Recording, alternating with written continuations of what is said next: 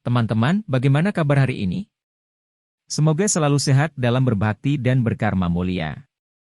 Jangan lupa selalu berperilaku baik, sopan dan sabar dalam menjalankan swadharma.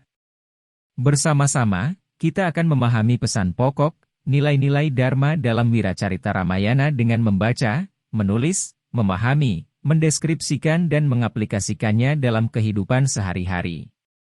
Kitab Ramayana merupakan bagian dari itihasa yang menceritakan tentang kepahlawanan Rama. Rama adalah contoh seorang pelaksana dharma yang sejati berhati baik dan hormat kepada orang tua. Rama adalah putra mahkota dari kerajaan Kosala dengan ibu kotanya bernama Ayodhyapura.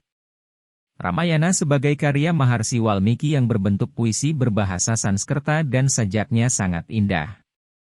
Seluruh syairnya menceritakan tentang kepahlawanan. Ramayana karya Maharsi Walmiki ini adalah karya pertama dalam bentuk syair dalam bahasa Sanskerta, oleh karena itu Maharsi Walmiki ini disebut juga Adikavya atau karya kavya, syair, yang pertama. Karya Maharsi Walmiki ini juga disebut dengan Mahakavyam karena di dalamnya secara lengkap menggambarkan keperkasaan dan kepahlawanan Rama sebagai seorang suami dan juga seorang raja. Kata Ramayana berasal dari bahasa Sanskerta yaitu Rama dan Ayana yang berarti perjalanan Rama. Ramayana adalah sebuah epos yang menceritakan riwayat perjalanan Rama dalam hidupnya di dunia ini. Rama adalah tokoh utama dalam epos Ramayana yang disebutkan sebagai Awatara Vishnu. Kitab Purana menyebutkan ada 10 Awatara Wisnu, satu di antaranya adalah Rama. Kitab Ramayana adalah bagian dari itihasa yang merupakan salah satu bagian dari kitab Weda seperti bagian Upaweda yang berbentuk epos, wiracarita, atau cerita kepahlawanan yang kaya akan nilai-nilai susila. Kata itihasa terdiri atas 3 bagian kata, yaitu iti, ha, asa, yang memiliki arti, sebenarnya kejadian tersebut seperti itulah ada atau nyatanya. Kitab Ramayana terdiri dari 7 bab, yang setiap babnya disebut dengan istilah kanda, yaitu Balakanda, Ayodhyakanda, Aranyakakanda, Kiskindakanda, Sundarakanda, Yudakanda, dan Uttarakanda dengan 659 sargah dan 23.864 sloka. Menurut tradisi, kejadian yang dilukiskan di dalam Ramayana menggambarkan kehidupan pada zaman Treta Yuga tetapi menurut kritikus Barat berpendapat bahwa Ramayana sudah selesai ditulis sebelum tahun 500 sebelum Masehi diduga ceritanya telah populer tahun 3100 sebelum Masehi. Kitab Ramayana akhirnya menyebar ke seluruh dunia tak terkecuali Indonesia, bahkan Ramayana kini telah digubah ke dalam sastra Jawa kuno yang sangat indah oleh Mpu Yogiswara menjadi Kakawin Ramayana. Ceritanya banyak diambil untuk dibuat dalam bentuk drama dan pewayangan seni pahat dan seni lukis.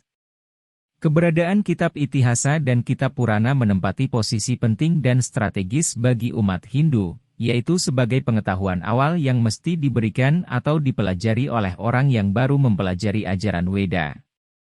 Hal ini dikarenakan kitab itihasa maupun Purana merupakan refleksi dari seluruh ajaran yang terkandung dalam Weda yang diekspresikan melalui cerita-cerita sejarah kepahlawanan. Dalam kitab Sarasamuccaya Sloka 39 menyebutkan bahwa, dengan mempelajari kitab itihasa dan Purana, maka seseorang akan lebih mudah mempelajari ajaran Weda. Oleh karena itu dalam hal ini, mempelajari itihasa yang berisi cerita luhur akan kehidupan merupakan sesuatu yang sangat penting untuk seseorang dalam rangka mempelajari ajaran Weda yang maha luas, kemudian memahaminya, dan terakhir mengimplementasikannya dalam kehidupan sehari-hari. Kitab Ramayana dibagi menjadi 7 kanda yang disebut Sapta Kanda. Sapta artinya 7 dan Kanda artinya kitab atau bab. Urutan masing-masing kitab menunjukkan kisah kepahlawanan Rama dalam kitab Ramayana. Adapun bagian-bagian Sapta Kanda sebagai berikut. Bagian awal dari kisah Ramayana adalah Balakanda. Isi pokok dalam Balakanda yaitu mengisahkan tentang Prabu Dasarata yang memiliki 4 putra yang gagah perkasa. Dari Dewi Kosalya lahir seorang putra bernama Rama. Dari Dewi Kekayi lahir Bharata. Dan dari Dewi Sumitra lahirlah putra kembar yang bernama Laksmana dan Satrugna. Balakanda juga mengisahkan tentang Rama yang berhasil memenangkan sayembara dan menikahi Sita. Sita adalah putri dari Prabu Janaka. Kosala Kanda merupakan bagian kedua dari perjalanan Rama. Isi pokok dalam Kosala Kanda yaitu mengisahkan tentang dibuangnya Rama ke hutan bersama istrinya, Dewi Sita, dan adiknya, Laksmana, atas permohonan Dewi Kekayi. Dalam Kosala Kanda juga diceritakan tentang wafatnya Prabu Dasaratha. Setelah Prabu Dasaratha wafat, Dewi Kekayi meminta Bharata putranya menjadi Raja Kosala. Namun Bharata sebenarnya tidak ingin dinobatkan menjadi raja. Bharata akhirnya menyusul Rama ke hutan dan meminta Rama untuk kembali ke Kosala dan bersedia menjadi raja. Akan tetapi Rama menolak keinginan Bharata untuk kembali ke kerajaan. Akhirnya Bharata pun bersedia menjadi raja, namun ia memerintah kerajaan atas nama Rama. Aranyakanda mengisahkan tentang Rama, Sita, dan Laksmana yang berada di tengah hutan selama masa pengasingan. Saat berada di tengah hutan, Rama sering membantu para pertapa yang diganggu oleh para raksasa. Dalam Aranyakanda juga mengisahkan tentang Sita yang diculik oleh Rahwana. Dan terjadi pertarungan sengit antara burung Jatayu dengan Rahwana untuk menyelamatkan Dewi Sita. Kiskindakanda mengisahkan tentang pertemuan Rama dengan Raja Kera Sugriwa. Sugriwa adalah raja dari kerajaan Kiskinda. Rama membantu Sugriwa merebut kerajaan Kiskinda dari Subali. Yang tidak lain adalah kakaknya sendiri. Setelah Subali wafat, Sugriwa akhirnya kembali menjadi raja di Kiskinda. Kemudian Rama dan Sugriwa bergabung untuk menyerang kerajaan Alengka. Sundarakanda mengisahkan tentang tentara kerajaan dari Kiskinda yang membangun jembatan di tengah laut. Jembatan tersebut dikenal dengan sebutan Situbanda.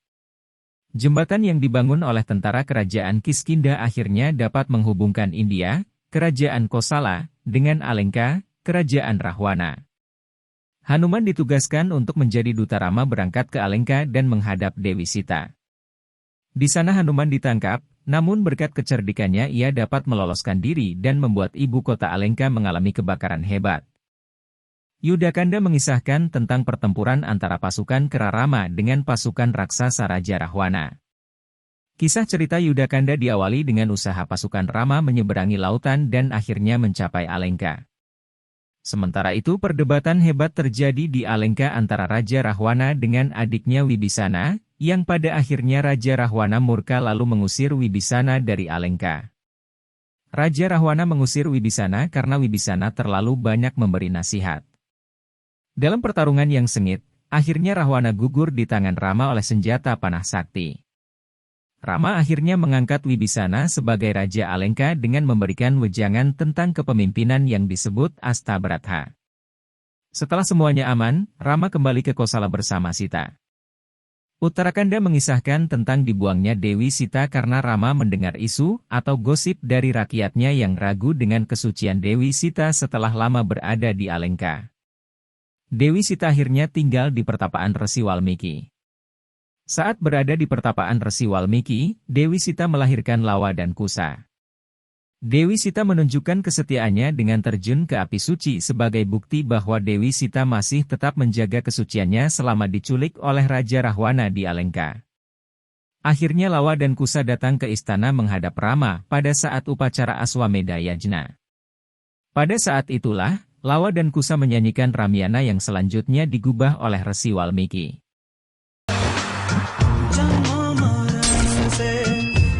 Dari alur cerita setiap kanda dan karakter tokoh dalam Wiracarita Ramayana ditemukan nilai-nilai yang dapat diamalkan dalam kehidupan sehari-hari yaitu 1. Nilai kasih sayang 2. Nilai penghormatan 3. Nilai kejujuran 4. Nilai persaudaraan 5. Nilai ketulusan 6. Nilai yajna